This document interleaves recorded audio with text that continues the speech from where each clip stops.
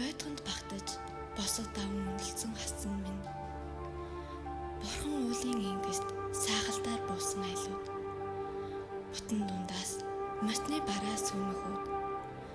Бурамч хэр өвтөлсөн буурал аавыгаа харуулсан зам. Уян дээр буусан өндөр аавын минь нуруу бүхтэйснийг.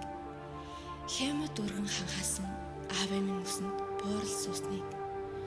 Хас суулаач энэч хамгаалах ухаангүй явсан. Хайрандгүй ойлгосон баг нас минь. Дуу аялах дуртай аавдаа би намуухан ишгийн үргэлжлэл. Бууж мотох халвтай түүндээ би зөв гიშгэж явах хүрнэ. Бурхан ухааныг нь өгсөн гэрэлтэй амьдралын түлхүүр.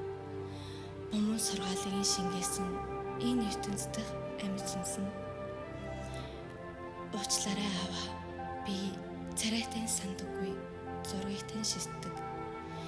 Гэхдээ охиндоо битгий гомдоорой. Танийгаа үргэлж өгүүлж хаяа нулимс унагдаг. Хамт байсан ганцхан хормогч охин сандаггүйч гэлээ. Хай сүгчэлж ижимэн хүрнэхэд л бодол минь зурглагдаг. Өөрийн гэгээнээр адуундаа мутах тань.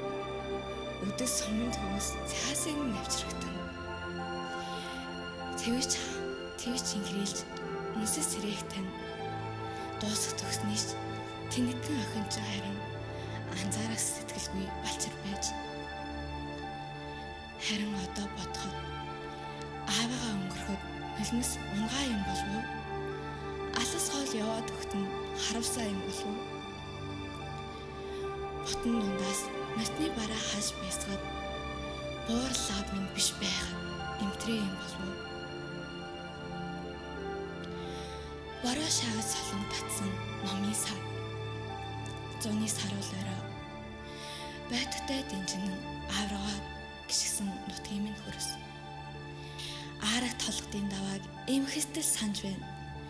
Алтрайхан багнаас бас тэнд үлдсэн аавыгаа. Амьдрал намайг тэр зунд дахин ганцхан аваачвал авах гэхээсээ илүү өгсөн танд аягцайч болов. Алаа томоогүй насандаа дахин ганцхан очвол аавдаа би хайртай гэд нулимс сонохтол орилгосон би.